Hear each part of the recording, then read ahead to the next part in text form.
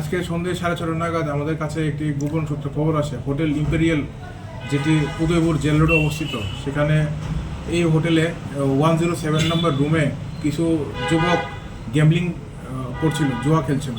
তৎক্ষণাৎ আমাদের RK Pur BSF officer এবং স্টাফ ওইখানে হ্রাস করে এবং ওই রুম থেকে 7 জন যুবককে আমরা ডিটেন করেছি।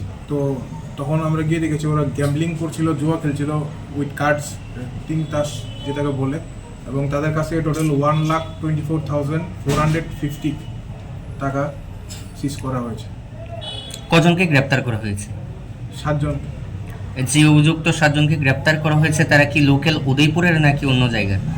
এখনও আমি যতটুকু খবর পেয়েছি ওরা বাইরে থেকে গেছিল, মিটিং বলে রুম হায়ার করেছিল, রুম রেন্ট করেছিল, কিছু একটা গ্রুপ মিটিং বলে।